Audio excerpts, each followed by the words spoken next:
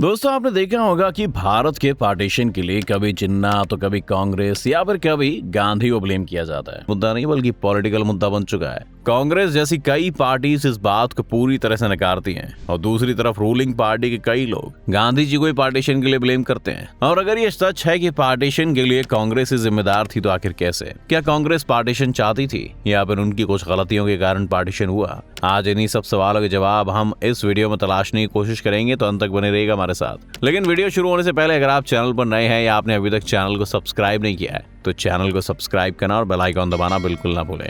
किसी भी एक इंसान पर बंटवारे के लिए दोष मढ़ देना एक काफी आसान रास्ता है, लेकिन आज हम आपको 3 मेजर पॉलिटिकल इवेंट्स के बारे में बताएंगे, जिसके बाद आप खुद ये फैसला ले सकते हैं कि बंटवारे के लिए कौन जिम्मेदार था। इसमें पहला बड़ा पॉलिटिकल इवेंट था गांधी का भारत आना। 1915 में जब गांधी वापस भारत लौटे थे तो उन्होंने कांग्रेस ज्वाइन नहीं की थी। उस वक्त कांग्रेस में मोतीलाल नेहरू, मोहम्मद अली जिन्ना, स्वामी श्रद्धानंद, एनी बेसेंट और बाल गंगाधर तिलक जैसे बड़े लीडर्स माने जाते थे और यह तय था कि कांग्रेस की कमान आने वाले समय में जिन्ना, तिलक और फिर स्वामी श्रद्धानंद जैसे लोगों के हाथ में आएगी। गांधी के भारत लौटने के बाद ये सब बदल गया। गांधी ने अगले 2 साल पूरे भारत की यात्रा की और बिहार के चंपारण में अपना पहला सत्याग्रह किया। इस एक इवेंट के बाद अचानक से गांधी जी पूरे भारत में पॉपुलर होने लगे। इसके बाद एक इवेंट के बाद अंग्रेजों ने रॉलेट एक्ट पास कर दिया, जिसने प्रेस की आजादी को लिमिट करने का प्रयास किया, जिसके खिलाफ गांधी जी ने एक बड़ा आंदोलन लीड किया। इस समय तिलक देश से बाहर थे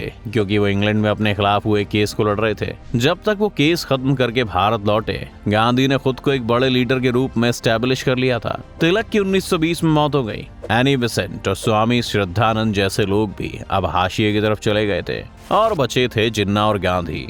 जिन्ना एक सक्सेसफुल लॉयर जरूर थे, लेकिन वो गांधी की तरह कभी एक मास लीडर नहीं बन पाए थे क्योंकि तब की कांग्रेस लोगों के बीच में इतनी पॉपुलर नहीं थी।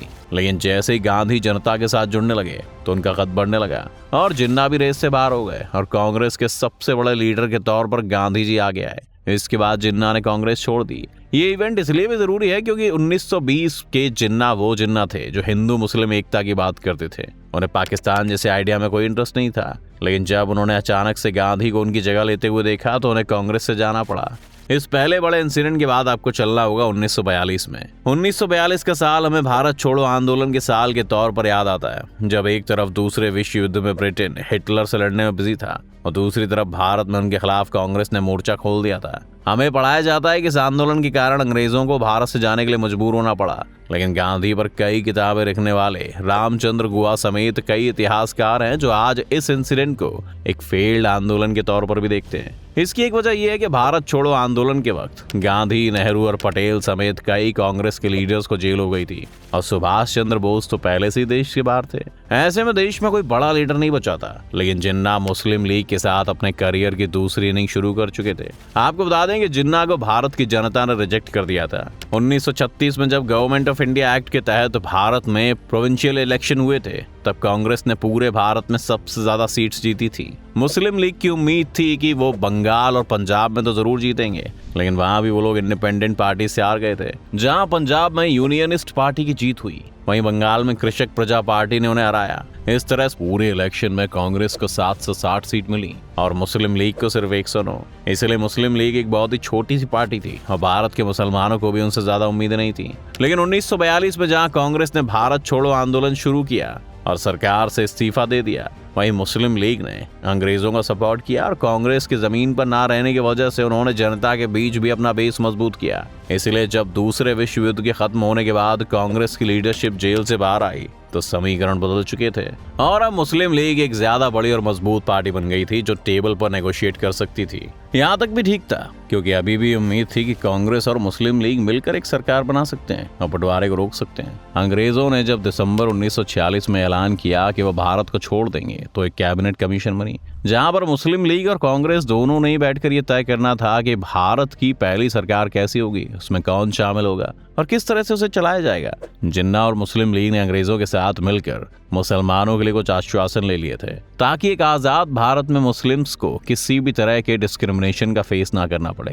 लेकिन जब नेहरू ने जिन्ना को इस कैबिनेट कमीशन का हिस्सा बनाने के लिए इनवाइट किया तो नेहरू इस बात पर अड़ गए कि कैबिनेट कमीशन पिछले किसी भी फैसले और आश्वासन को नहीं मानेंगे और शुरुआत से हर एक मुद्दे पर फैसला करेगी। जिन्ना जानते थे कि अगर दोबारा से सभी मुद्दों पर चर्चा करनी पड़ी तो सालों से जिन मुद्दों पर सहमति बनाने में वो कामयाब हुए थे उन पर उन्हें फिर से बहस करनी पड़ेगी। और साथ ही कैबिनेट कमीशन में क्योंकि ज्यादातर लोग हिंदू थे इसीलिए उन्हें भी डर था कि शायद उनकी कई मांगे रिजेक्ट हो जाए। इसीलिए उन्होंने इस कैबिनेट कमीशन का हिस्सा बनने से इनकार कर दिया और अखंड भारत का सपना यहीं पर चकनाचूर हो गया। इस कैबिनेट कमीशन से वॉकआउट करने के लिए अगर आप इतिहास में जाएं तो आपको जिन्ना से बड़े विलन नेहरू मिलेंगे, जो इस वक्त अपने अहंकार में चूर थे।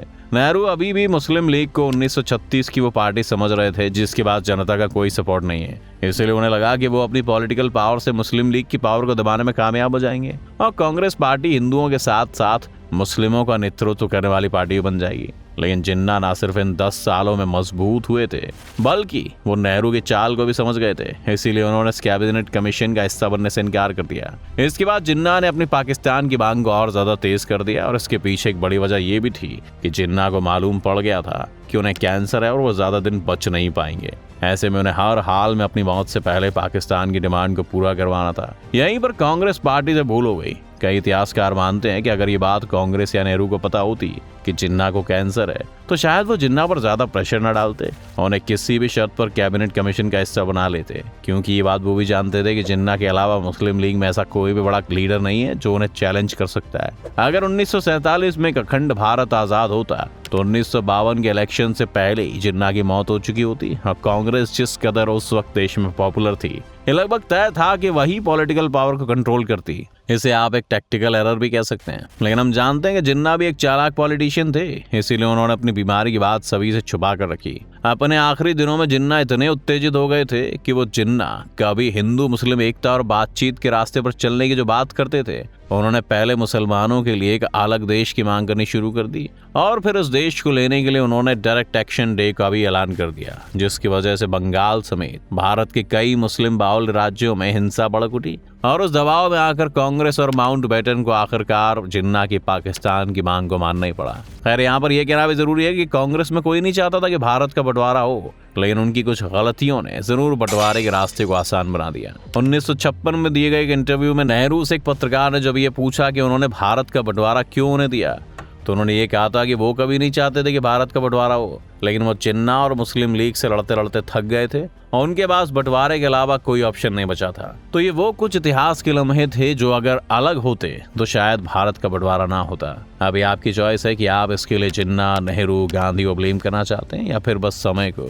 वैसे आपको क्या लगता है कि कांग्रेस उस वक्त ऐसा क्या कर सकती थी जिससे बंटवारा रुक जाता? अपनी राय में कमेंट्स में जरूर बताएं। उम्मीद है कि आपको आज की इस वीडियो से काफी कुछ नया सीखने को मिला होगा। अगर आपको ये वीडियो पसंद आई तो वीडियो को लाइक करें और अगर आप इस चैनल पर नए हैं तो जाने से पहले चैनल को सब्सक्राइब करना भी ना भूलें।